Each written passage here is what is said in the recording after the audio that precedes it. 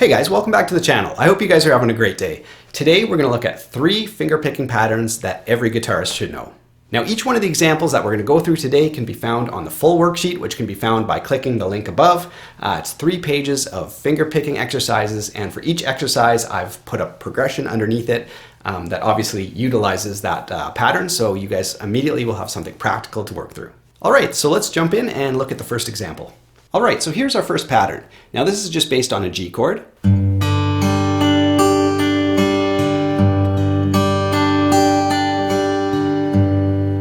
Now you'll see above the pattern that there's some letters. Now P indicates you should be playing with your thumb, I indicates your index finger, M middle finger, and A ring finger.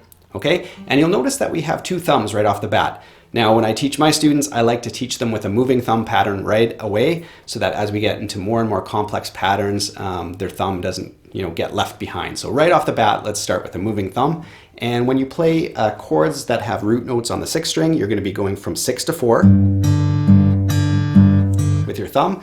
Now if you were to play an A chord or a C chord or a G over B or something like that, where you have a root note on the 5th, you'll just go between 5th and 4th.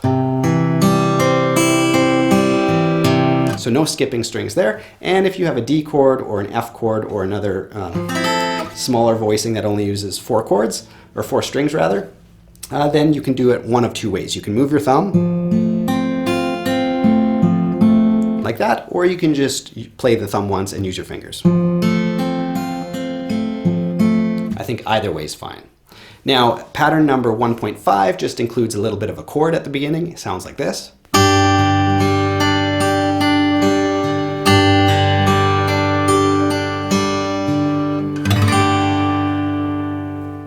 Alright, now let's look at the chord progression that uses this pattern.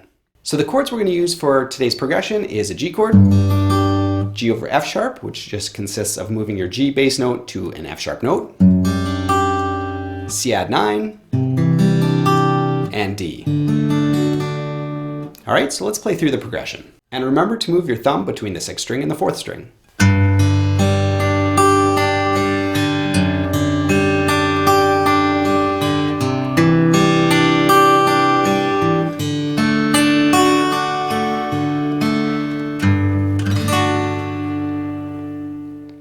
Now because we are working our right hand more than our left hand, feel free to double up the measures.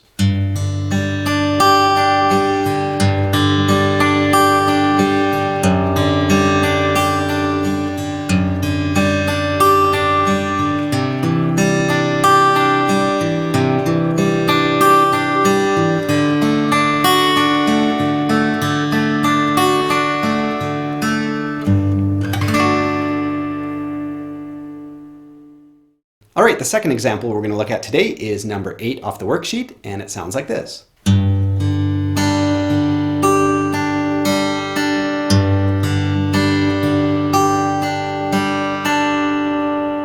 And pattern 8.5 is just a simplification of it.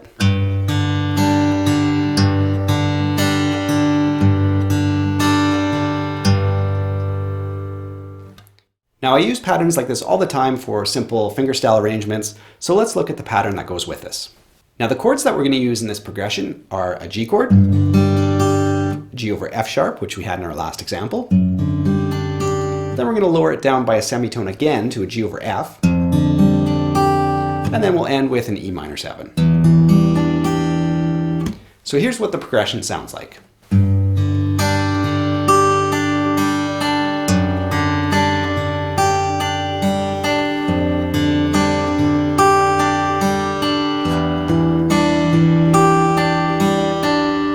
And then more up to speed.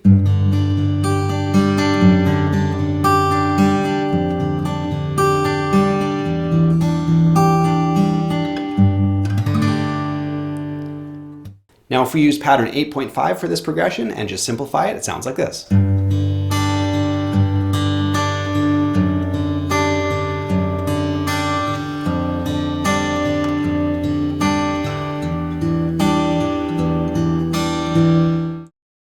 Our third exercise today is pattern number 9 off the worksheet. Now this is certainly a pattern that every guitarist should know. So this is a version of Travis picking. A ton of different songs are written using this finger pattern, so yeah, it's going to be a good one to learn. So our thumb's going to be alternating, and the first note is going to be a quarter note now. So it's going to give it a more lilting feel, and the rest are eighths. So it sounds like this.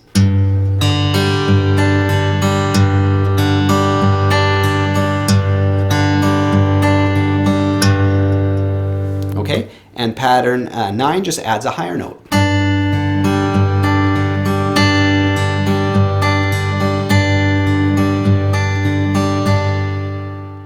Now, if you know the song Dust in the Wind or other famous songs, they use this exact pattern.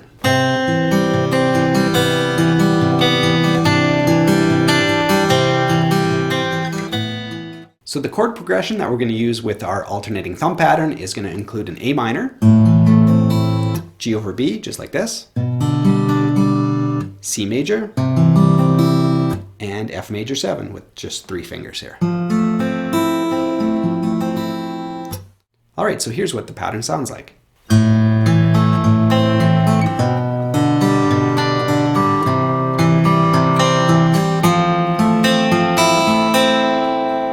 And then at full speed.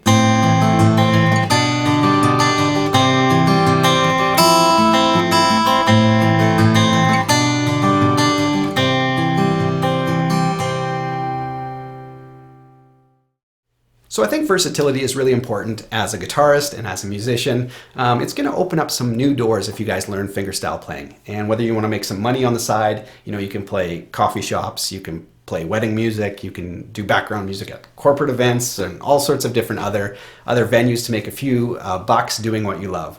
So I think it's really important. So if you guys enjoy this style of tutorial, be sure to subscribe to the channel so that you always stay up to date with all the latest videos. And I've created a playlist, which you can find by clicking right above here. And yeah, you can check out the other ones I've done. Have a great week, you guys. We'll see you guys next Monday with a new video. Take care.